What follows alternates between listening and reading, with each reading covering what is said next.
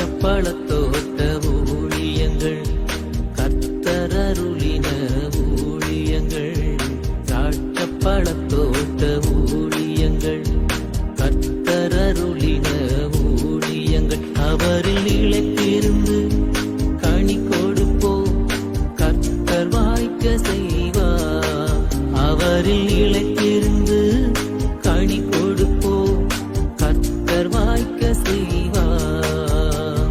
துதி உமக்கே துதி உமக்கே துதி உமக்கே என்றுமே என்றும் துதி உமக்கே துதி உமக்கே துதி உமக்கே என்றுமே என்றும் துதி உமக்கே என்றுமே என்றும் துதி உமக்கே என்றும்.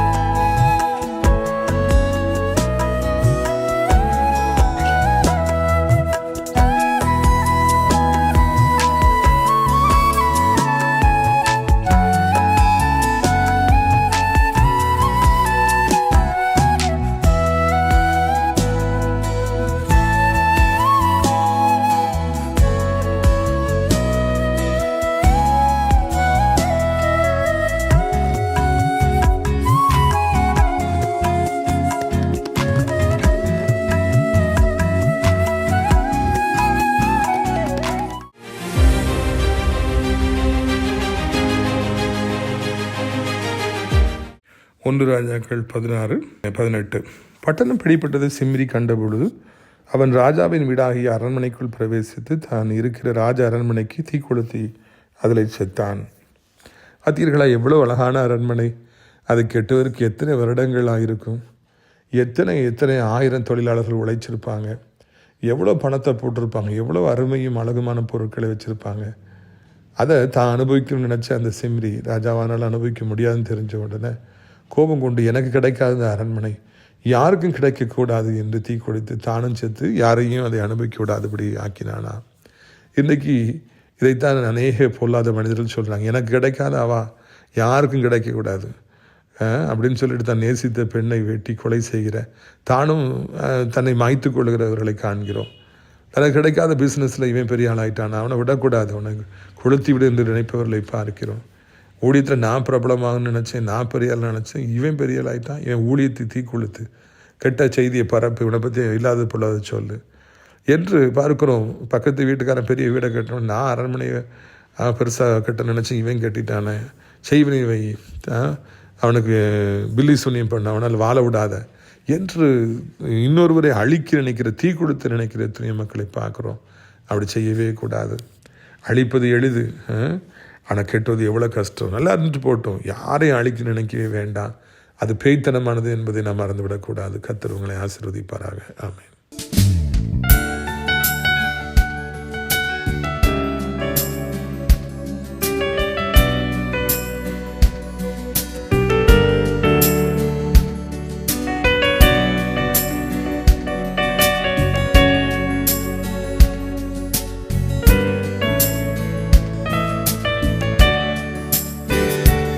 என்னை நேசிக்கின்றாயா,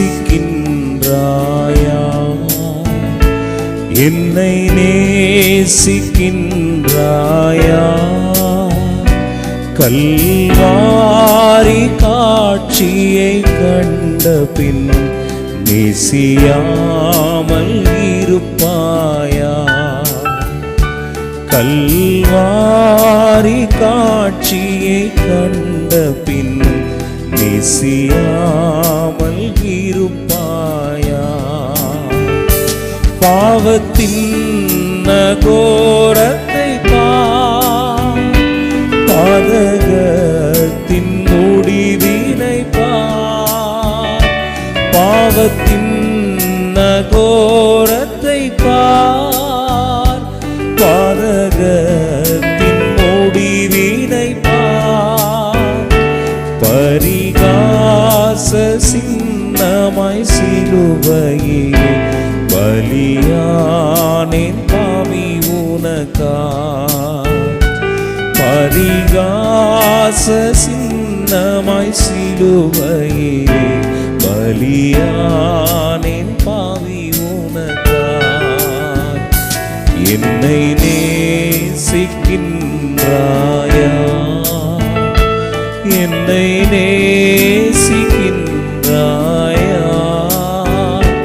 கல்வாரி காட்சியை கண்ட பின் நேசியாமல் இருப்பாயா, பாவம் பாரா பரிசுத்தர் நான், பாசம் பொங்க அழைக்கிறேன் நான், பாவம் பாரா பரிசுத்தர் நான், பாசம் பொங்க அழைக்கிறேன் நான், உன் பாவம் யாவும் சுமப்பேன் என்றேன், பாதம் தன்னில் இளைப்பாரவா, உன் பாவம் யாவும் சுமப்பேன் என்றேன், பாதம் தன்னில் இளைப்பாரவா.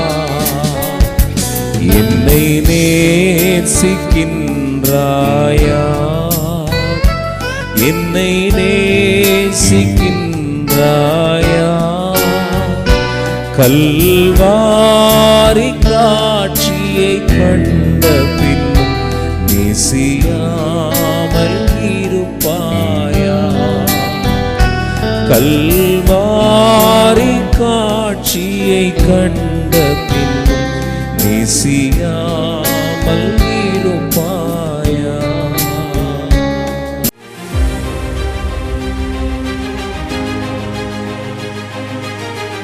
சிறியவனை பொழுதிலிருந்தும் எளியவனை குப்பையிலிருந்தும் எடுத்து உயர்த்தி ராஜாக்களோடும் பிரபுக்களோடும் பந்திருக்க செய்கிற அருமை ஆண்டவர் இயேசு கிறிஸ்துவின் இனிதான நாமத்தினாலே இந்த சத்தத்தை கேட்கின்ற அனைத்து தேவனுடைய பிள்ளைகளுக்கும் என்னுடைய அன்பான வாழ்த்துகள்.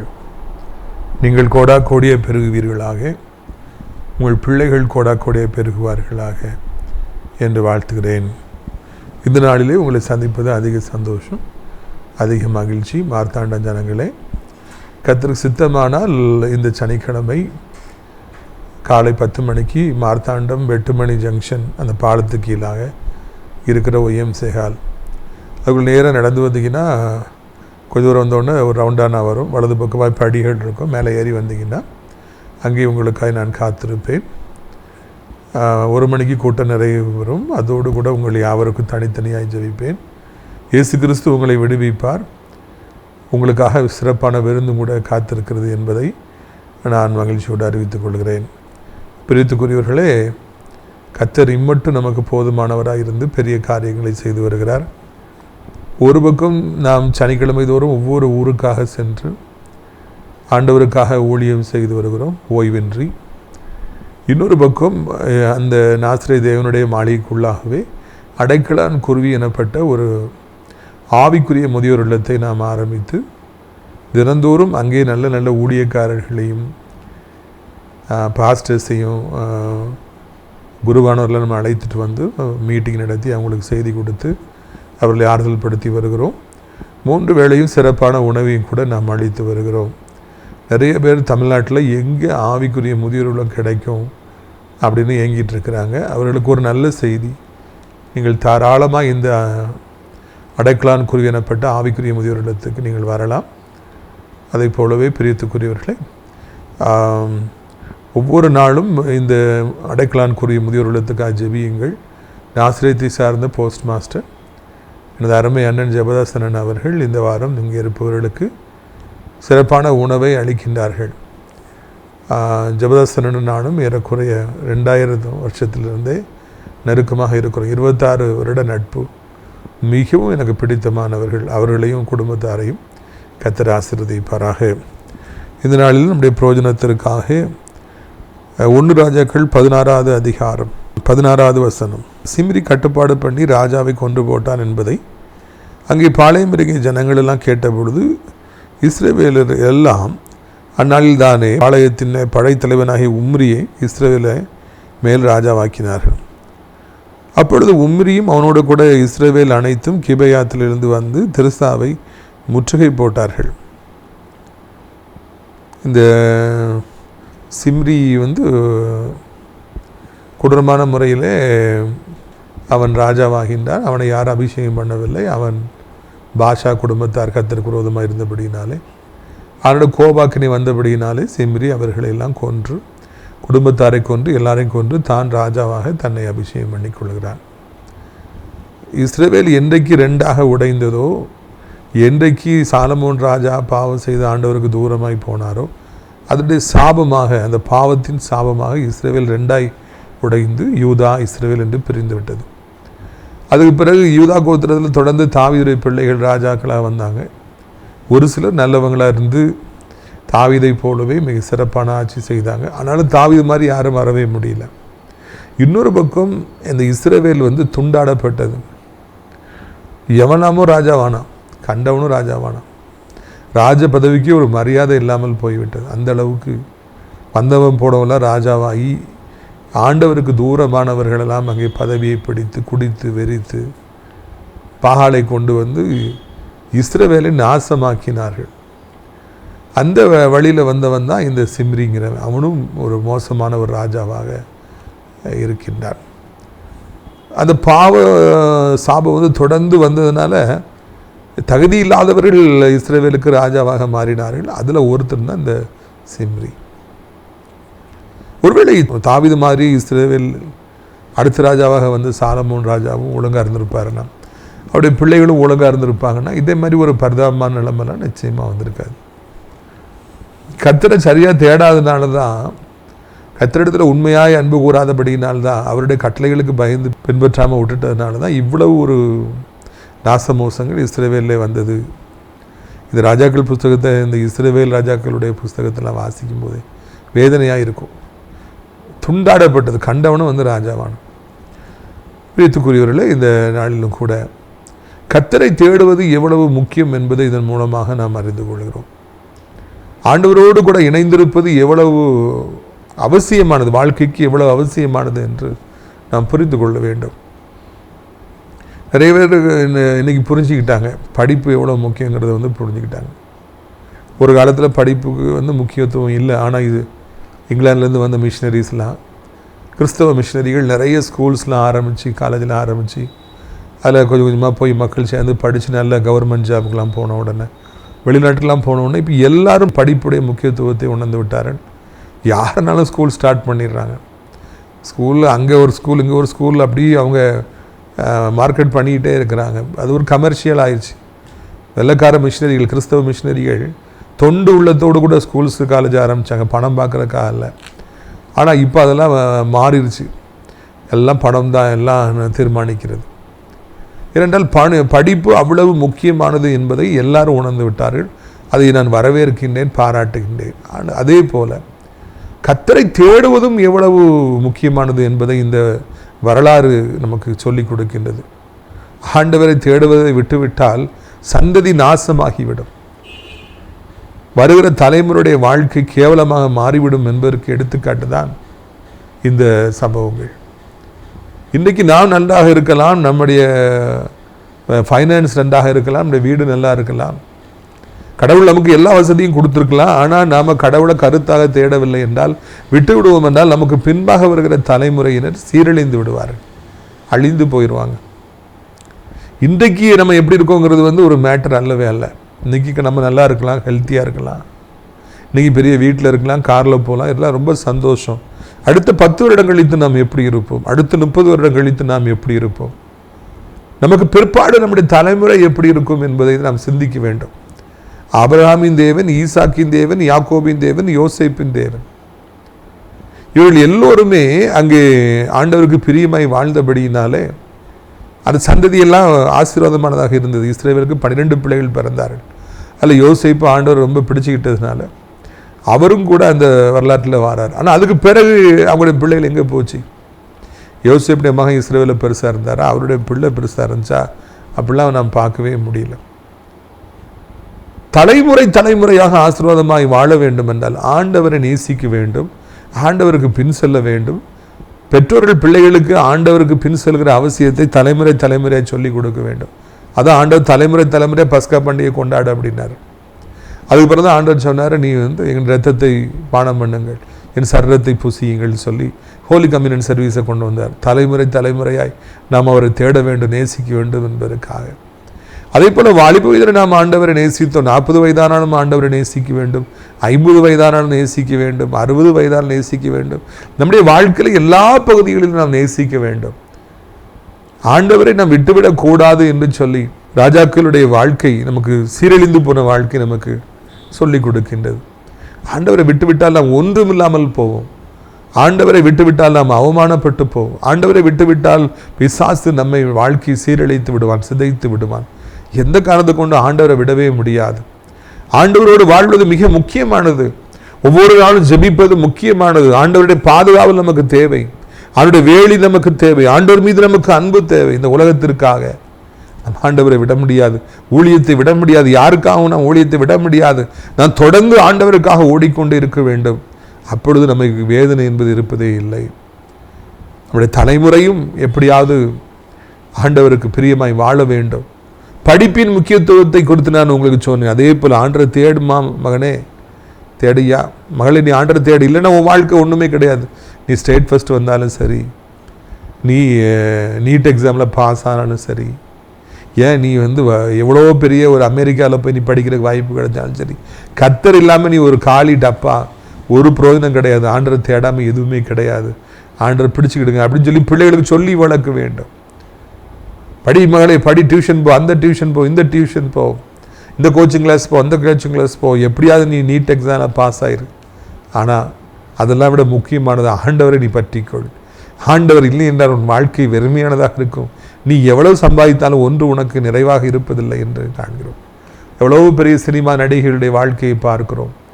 வரலாறு என்ன சொல்லுகிறது? அவர்கள் ஏராளமான பணத்தை சம்பாதித்தார்கள், ஏராளமாக அவர்கள் முன்னேறினார்கள், நிலங்களை வாங்கி குவித்தார்கள், ஏராளமான பாவ செயல்களிலும் ஈடுபட்டார்கள். அப்படி திருமண வாழ்க்கையில் மற்ற எல்லாம் தோல்வியாக முடிந்து இறுதியில் எல்லாவற்றையும் இழந்து தற்கொலை செய்து கொண்டார்கள் என்று நாம் வாசிக்கிறோம். எவ்வளவோ பணம் சம்பாதித்தார்கள், எவ்வளவோ புகழ் பெற்றார்கள், அவர்களுக்கு எவ்வளோ ரசிகர்கள் இருந்தார்கள், கோயில்களை கட்டினார், அவர்களுக்கு பேரில் கோயிலை கட்டினாங்க, அவர்களுக்காக துடிச்சாங்க, கதறினாங்க, பார்ப்பதற்காக கதவம் கிடந்தாங்க. கடைசியில் முடிவு என்ன ஆகி போச்சு? தற்கொலை செய்து கொண்டார்கள். கிறிஸ்துவை தேடவில்லை என்றால் அது வெளியே பார்ப்பதற்கு அலங்காரமாக இருந்தாலும் ஒரு நாள் அது உடைந்து கீறி உடைந்து போய்விடும். எனவே நான் கவனமாக ஆண்டவரை தேடும்படியாய் அழைக்கப்படுகிறோம். பாருங்க, இது சிம்ரியை எல்லாரும் அப்படி முச்சுகை போட்டு உடனே பிடிச்சிக்கிறாங்க. கடவுளே இல்லைன்னா என்னை பிடிக்குதுன்னு செய்வாங்க. கடவுளோடு இருந்தாருன்னா பரவாயில்ல, சிம்ரிக்கும் ஆண்டவருக்கும் சம்மந்தமே கிடையாது. அதனால் எல்லாரும் பிடிச்சிக்கிறாங்க. அது என்ன நடக்குது பாருங்க. 18ஆம் வசனம். பட்டணம் பிடிபட்ட சிம்ரி கண்ட பொழுது அவன் ராஜாவின் வீடாகிய அரண்மனைக்குள் பிரவேசித்து தான் இருக்கிற ராஜா அரண்மனையை தீ கொளுத்தி அதில் சேர்த்தான். அதை ஏற்றுக்க முடியல, சிம்ரியால் ஏற்றுக்க முடியல. பட்டணத்தை பிடிச்சிட்டாங்க, நம்மையும் பிடிக்க போகிறாங்க, நம்மளையும் கொண்டு வருவாங்க அப்படின்னு அவருக்கு தெரிஞ்சிருச்சு. அந்த யுத்தத்தில் அவர் தோற்று போகிறார். அந்த தோற்று போன உடனே அதை ஏற்றுக்கொள்ள முடியாதபடி அவர் தவிக்கின்றார் சிம்ரி. உடனே அவர் வசித்து பிடிச்சி வச்சிருக்கிற அந்த ராஜ அரண்மனைக்குள்ளே புகுந்து கடைசியாக பார்க்குறாரு, இதில் நான் ராஜாவாக இருக்கலாம், அரண்மனையில் இருக்கலாம், நான் ஆட்சி செய்யலான்னு நினச்சேன். ஐயோ, எனக்கு இது கிடைக்காம போயிடுச்சு, இது கிடைச்சிது, ஆனால் இதை தொடராமல் போயிடுச்சே, இப்போ நான் இழக்க போகிறேனே, இதை ஜெயிலில் கொண்டு போட்டுருவாங்களே, இந்த அரண்மனை எனக்கு சொந்தம் இல்லாமல் போச்சே. அவருக்கு அதை ஏற்றுக்கொள்ள முடியவில்லை, தாங்க முடியல. ஒருவேளை ஒரு கிறிஸ்துக்குள்ளே இருந்திருப்பார் என்றால் ஆண்டு சொல்லியிருப்பார், நீ கவலைப்படாத மகனே, நீ கவலைப்படாத, உன்னை பிடிக்க விட மாட்டேன், இந்த அரண்மனையை நான் உனக்கு கண்டிப்பாக தருவேன், நீ கலங்காத அப்படின்னு சொல்லி அந்த யுத்தத்தில் அவனுக்கு வெற்றி கொடுத்துருப்பார். அந்த எதிராளிகளை ஒன்றும் இல்லாமல் ஆக்கியிருப்பார். ஒருவேளை அப்படி தோற்று போயிருந்தால் கூட, மகனை நீ கலங்காத, ஜெயிலில் இரு, கொஞ்ச நாள் இரு, நான் யோசிப்பை வெளியே கொண்டு வந்த மாதிரி உன்னையும் வெளியே கொண்டு மறுபடியும் இந்த அரண்மனை உனக்கு தருவேன். அங்கே ஆண்டவர் அவனுக்கு போதித்திருப்பார், அவனை ஆறுதல் படுத்திருப்பார், ஒரு தாயை போல தேற்றி இருப்பார், நம்பிக்கையை தந்திருப்பார். ஆனால் இங்கே இவன் கர்த்தருக்கு தூரமானவன் அப்படி இருந்தபடியினாலே அப்படிப்பட்ட தேர்தல் சத்தம் கேட்கல, எதிர்காலத்தை குறித்த நம்பிக்கை இல்லை, நிச்சயம் இல்லை. அதனால அவன் பார்க்குறான், இந்த அரண்மனையை நான் இதான் இருக்குன்னு நினைச்சேன், நான் தான் ஆட்சின்னு நினைச்சேன், இப்போ பிடிச்சிட்டாங்க, உம்ரி ராஜாவாக போகிறான், அது எப்படி முடியும் அப்படின்னு சொல்லிட்டு பூட்டிக்கொண்டு, அரண்மனையை பூட்டிக்கொண்டு சிங்காசனத்தில் உட்கார்ந்து கொண்டு எல்லாவற்றிலும் தீ வைத்து கொளுத்தி அவன் செத்தானான். இந்த அரண்மனை யாருக்கும் கிடைக்காமல் போகட்டும், எனக்கு கிடைக்காத இந்த ராஜ சிங்காசனம் யாருக்கும் இல்லாமல் போகட்டும், நான் என் ராஜ பதவி விட்டு கொடுக்க முடியாது, என் மேன்மையை விட்டு கொடுக்க முடியாது, மகிமையை விட்டு கொடுக்க முடியாது, நான் சாகுறேன், தீயை வச்சு கொளுத்திட்டு சாகுறேன்னு சொல்லிட்டு அரண்மனையில் சிங்காசனத்தில் உட்கார்ந்து கொண்டு அவன் தீ கொளுத்தி சாகுறான். இந்த சம்பவத்தை நான் வாசித்த பொழுது என்னை மிகவும் பாதித்தது. நான் சிம்ரிக்காக ரொம்ப பாவப்படுறேன். ராஜாவா இருக்கலான்னு கனவு கொண்டா, ஆசை கொண்டா, அரண்மனைக்குள்ள இருக்கிறான், இப்போ அது பிடிபட போகுதுன்னா வருத்தம் வருங்கிறது உண்மைதான். சரி, எனக்கு கிடைக்காத அரண்மனை அடுத்த ஆளுக்காக கிடைச்சிட்டு ஒரு பேசிக் ரிக்வயர்மெண்ட். எனக்கு தான் அரண்மனை கிடைக்கல, சரி உம்ரி பிடிக்கிறான், அவனாவது இதை வாழ்ந்துட்டு போட்டோம், சரி அரண்மனை என்றாலே அழகு, எனக்கு கொடுப்பனே இல்லை, சரியா வச்சுட்டு குறைந்தபட்சம் அப்படியா நினச்சிட்டு அவன் சரண்டராக இருக்கலாம். அந்த அரண்மனைக்கு, அழகான அந்த அரண்மனைக்கு சேதாரத்தை விளைவிக்க எப்படி மனது வந்தது? எனக்கு கிடைக்காத அரண்மனை யாருக்குமே கிடைக்கக்கூடாது. இதே பொழுதுதானே அந்த சாலமோன் ராஜாவோட 2 பெண்கள் வந்தாங்க. அதில் 2 பெண்கள் ஒரு குழந்தைக்கு சொந்தம் கொண்டாடனோன்னா ஒரு தாய் அப்படி தானே சொன்னாங்க, எனக்கு வேண்டாம் அவளுக்கும் வேண்டாம், குழந்தைய கொண்டுருங்க, வெட்டி 2ஆ கொடுத்துருங்க. அடுத்த தாய் சொல்கிறா, உண்மையான தாய் சொல்கிறா, வேண்டாம் வேண்டாம் குழந்தைய வெட்டிடாதீங்க, அது அவட்டே போகட்டும், அவ எங்கிருந்தாலும் பரவாயில்ல, என் பிள்ளை உயிரோடு இருந்தால் போதும், வாழ்ந்தால் போதும் அப்படின்னு சொல்லிட்டு அவ துடித்தாள். பேய்த்தனம் உடையவர்கள் எல்லாரும், ஆண்டவரை அறியாதவர்கள் எல்லாரும், கொடூரமானவர்கள் எல்லாரும் மாட்டாந்தாய் மாதிரி தான் இருப்பாங்க. அதாவது இன்னொரு தாயாக இருந்து கொண்டு என் குழந்தைன்னு போய் சொன்னாள், அவளை மாதிரி எனக்கும் கிடைக்க வேண்டாம் அவளுக்கும் கிடைக்க வேண்டாம், வெட்டி கொண்டுருன்னு அவன் சொன்னா. பார்த்தீங்களா, சாகட்டும், யாருக்குமே கிடைக்க வேண்டாம். அதே மாதிரிதான் சிம்ரி, எனக்கு கிடைக்கல இந்த அரண்மனை, உம்ருக்கு கிடைக்கலாமா, அவனுக்கும் கிடைக்க கூடாது, கொளுத்து தீய கொளுத்து, நான் செத்தாலும் பரவாயில்லை, நான் ராஜாவாவே செத்துறேன். ஆனால் இந்த அரண்மனை யாருக்குமே கிடைக்க கூடாதுங்கிற ஒரு கொடூரமான புத்தியோடு கூட அவன் தீ கொளுத்து செத்தான். நிறைய பேர் இன்னைக்கு இருக்கா, தானும் செத்துறாங்க, தன்னையும் கொன்று. எது அவங்க நேசிக்கிறாங்களோ அது யாருக்குமே கிடைக்கக்கூடாது. நிறைய பேர் யாரையாவது ஒரு தலை பட்சமாய் காதலித்து இல்லை கொஞ்ச காலம் காதலிச்சு பிரிஞ்ச உடனே அந்த பிள்ளை யாருக்குமே கிடைக்கூடாது, அவளையும் கொன்று தன்னையும் கொன்று கொண்டு எத்தனையோ பேர்களை நாம் டிவியில் பார்க்குறோம், நம்ம நியூஸ் பேப்பரில் வாசிக்கிறோம். எனக்கு கிடைக்காதவா யாருக்கும் கிடைக்கக்கூடாது, சரி குறைஞ்சபட்சம் ஒரு செய்வினையாவது வச்சு விட்டுரு. எத்தனை பேர்கள் அப்படி எத்தனை அனுப்பி எத்தனை பெண்களுடைய வாழ்க்கை எத்தனை ஆண்களுடைய வாழ்க்கை சீரழிகிறதை நான் காண்கிறோம். வந்து பொண்ணு கேட்பாங்க, கொடுக்கலையா, எனக்கு கிடைக்காத யாருக்குமே கிடைக்காம போகட்டும், செய்வினை வச்சு விட்டுரும். அரண்மனைக்கு தீ கொளுத்துகிறவங்க, அரண்மனைக்கு செய்வினை வைக்கிறவங்க, கூலிப்படை வைத்து கொலை செய்கிறவங்க, இல்லைன்னா குறைஞ்சபட்சம் கேவலமாக பேச, அவங்கள பற்றி இல்லாத பொல்லாத பேசுன்னு சொல்லி, சீச்சி இந்த பழம் புளிக்குன்னு சொல்லி அருவருப்பாக பேசுகிறவங்க என்று இந்த உலகத்தில் எனக்கு கிடைக்காத அரண்மனை யாருக்கு கிடைக்கக்கூடாது என்று அரண்மனையை தீ கொளுத்து என்று சொல்கிறவர்கள் எத்தனையோ பேர் இருக்காங்க. எப்படி மனது வருகிறது? இவ்வளவு பெரிதான, இவ்வளவு அழகான, கஷ்டப்பட்டு எத்தனையோ வருடங்கள் கட்டிய மிகப்பெரிய அந்த அரண்மனையை தீ கொளுத்துவதற்கு, ஒரு நிமிடத்தில் கொளுத்துவதற்கு எப்படி மனது வருது? சாத்தானுக்கு தான் மனசு, அந்த குடும்பத்தை கொளுத்து, திருமண வாழ்க்கையை கொளுத்து, அந்த பிள்ளைகளுடைய வாலிபத்தை கொளுத்து, ஒரு விபத்தை அனுப்பு, சூசைட் பண்ண வை. எப்படி சாத்தான் அப்படி அழிவு, திருடவும் கொள்ளவும் அழிக்கவின்றி வேற எதுக்குமே வரா. அவனுக்கு அழகாவே இருக்கக்கூடாது, ஒழுங்காவே இருக்கக்கூடாது, எல்லாம் நேர்த்தியா நடக்கவே கூட, அழிக்கணுங்கிறதுல தான் அவன் வரான். இதையே நீங்கள் புரிந்து கொள்ள வேண்டும் என்று உங்களை அழைக்கின்றேன். அரண்மனையை தீ கொளுத்துகிறவர்கள் பெருகி இருக்கிறார்கள். குடும்பங்களை அழிக்கிறவர்கள், நட்பை அழிக்கிறவர்கள், ஊழியங்களை கொளுத்துகிறவர்கள் எத்தனை பேர் பெருகி இருக்கிறாங்க. நாம் அப்படி செய்யணுங்கிற அவசியமே கிடையாது, அவசியமே கிடையாது. இந்த சிம்ரியுடைய வாழ்க்கையை நாம் பார்க்கிற பொழுது, அவன் செத்தான், நான் செத்தாலும் பரவாயில்ல, அரண்மனையை விட மாட்டேன், கொளுத்தி தான் சாவேன்னு சொல்லி ஒரு பயங்கரமான ஒரு பேய்த்தனத்தோடு இருந்தேன். நான் கஷ்டப்பட்டு சம்பாதிச்சு வேற ஒருத்தர் உட்காரணுமா? யாருக்கும் கிடைக்கக்கூடாது. எவ்வளோ தாய்மார்கள் அப்படி பேசுகிறாங்க, எவ்வளோ நல்ல கிறிஸ்தவர்கள் கூட அப்படி பேசுகிறாங்க. நம்ம கஷ்டப்பட்டு சம்பாதிச்சோம், வாஸ்தவம் தான். அக்கா நம்ம போகும்போது எல்லாத்தையும் அழிச்சிட்டா போகணும். அழிப்பதற்காக ஆண்டவர் நம்மை படைத்தார்? இல்லவே இல்லை. இந்த சம்பவம் அநேகருக்கு ஒரு எடுத்துக்காட்டாக இருக்கட்டும், ஒரு விழிப்புணர்வை ஏற்படுத்தட்டும். எதையும் அழிக்கணும்னு நினைக்காதீங்க. ஏன்னா உருவாக்குவது கஷ்டம், உருவாக்குறது அவ்வளோ கஷ்டம். அப்படி இருக்கத்தக்கதாக நம்ம ஏன் ஒரு நிமிடத்தில் ஏன் அதை அழிச்சு போட்டோம்னு சொல்லி நினைக்கிறோம்? அப்படி செய்யவே கூடாது. கூட்டை கலைக்கக்கூடாது, காக்கா கூடு வச்சுருக்க கலைக்கக்கூடாது. எவ்வளோ கஷ்டப்பட்டது கூடு கட்டியிருக்கோம், பிள்ளைகள் அதில் இருக்குது, அதை ஏன் கலைக்கணும் என்கிறதெல்லாம் வாழ்க்கை பாதையிலே நாம் காண்கின்றோம்.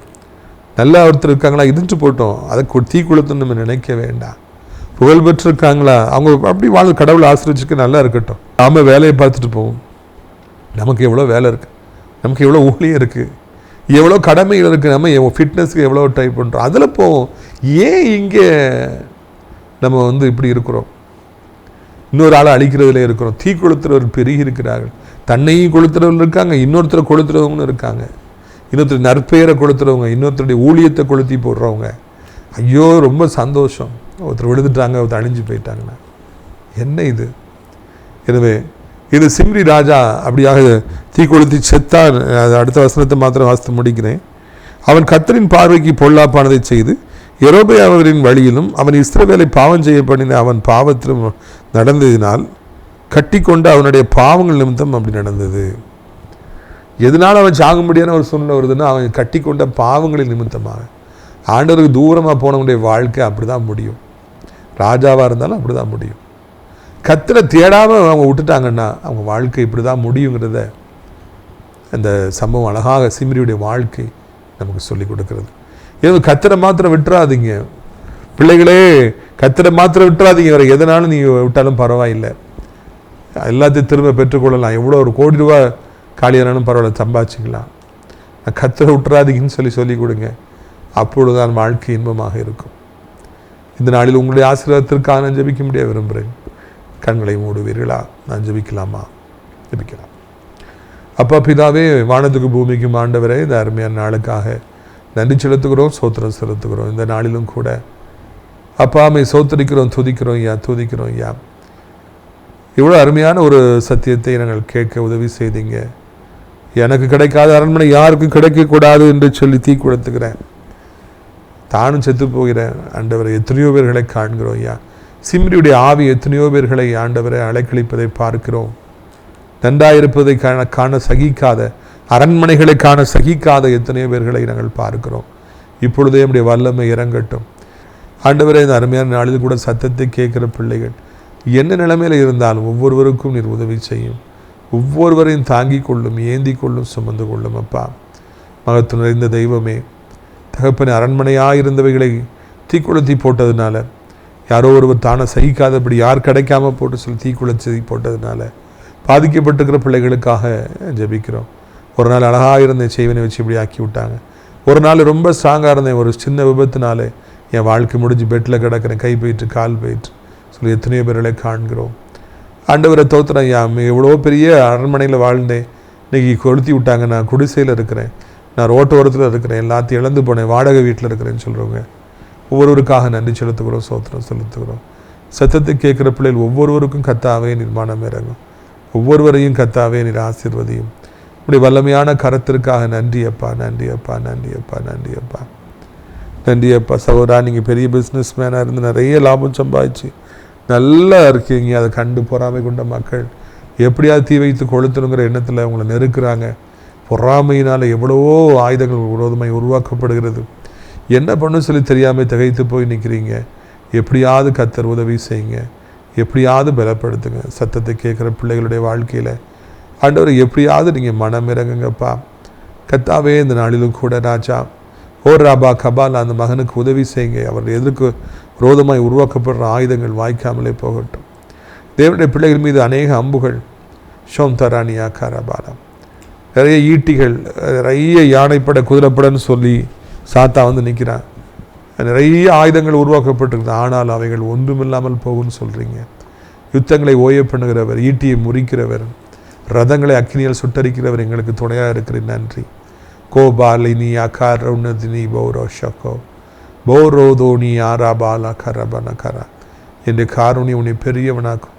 சாதாரணமாக இருக்கிறாய் மகனே, என்னை நீ நேசிக்கிறபடியினால், எனக்கு பின் வருகிறபடியினாலே, உண்மையாக என்னை பின்பற்றுகிறபடினாலே உன்னை பெரியவனாக்குவேன். அதை யாரும் தடுக்க முடியாது என்று ஆண்டவர் சொல்லுகிறார்.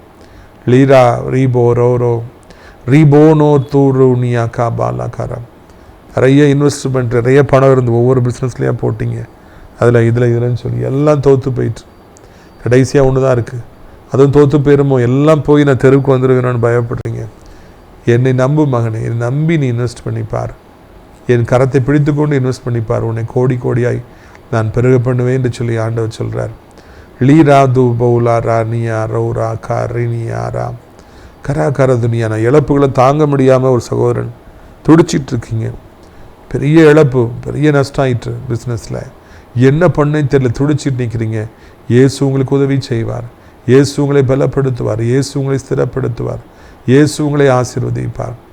ஆண்டவரே சோத்திரம் ஐயா, அந்த மகனை மறுபடி தூக்கி நிறுத்தி நீ சித்தம் கொண்டிருக்கிறீர். நன்றி அப்பா. கடுக்கடாடார துபா நீ கரா நே தீயா கோபாலா நீ ஆராபாலா கரபௌலா கரா. உனக்கு விரோதமாய் எழும்பினவர்கள் காணாமல் போவதை, யுத்தம் செய்தவர்கள் இல்லாமல் போவதை என் மகளே நீ காண்பாய். உனக்கு விரோதமாக பேசுகிற நாட்கள் எல்லாம் அமைதியாவதை, அப்படியே கெட்டப்பட்டு ஒன்று இல்லாமல் போவதை நீ பார்ப்பாய் என்று சொல்லி சொல்லுகிறேன். நன்றி, நன்றி ராஜா, நன்றி ராஜா. என் மகளை சிங்க கபியில் நீ இருந்தாலும் அவைகள் உன்னை கடிக்காத, வாயில் கட்டி போட்டேன், நீ பயப்படாதே என்று சொல்லி சொல்லுகிறேன். கடிமாலா கர தூணா கர பூலா கர நீயா கரா. நீ அக்கினி சோலில் நடந்து வருகிறாய் மகளை, கீமோதெரப்பி கொடுக்கப்படுகிறது, ஆனால் அது உன்னை தேதப்படுத்தாது. பத்திரமா நீ திரும்பி வருவாய் என்று சொல்லி சொல்லுகிறேன். நன்றி. தேவக்காரன் தாங்கட்டும்.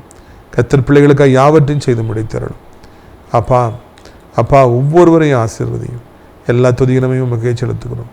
இயேசுவின் மூலம் ஜெபிக்கிறோம் நல்ல பிதாவே, ஆமென். என் ஆத்துமாவை கர்த்தரை சோத்திரி, என் முழுமே அவருடைய பரிசுத்த நாமத்தை சோத்திரி. என் ஆத்துமாவை கர்த்தரை சோத்திரி, அவர் செய்த சகல உபகாரங்களை ஒரு பொழுது மறவாதே, ஆமென். கர்த்தராகிய இயேசு கிறிஸ்துவின் கிருபையும் பிதாவாகிய தேவனுடைய அன்பும் பரிசுத்த அந்யோன்ய ஐக்கியமில்லாத பிரசன்னம் உங்கள் அனைவருடைய இன்றைக்கு சதா காலங்களில் நிலைத்திருப்பதாக. Hallelujah, hallelujah. God bless you. Amen.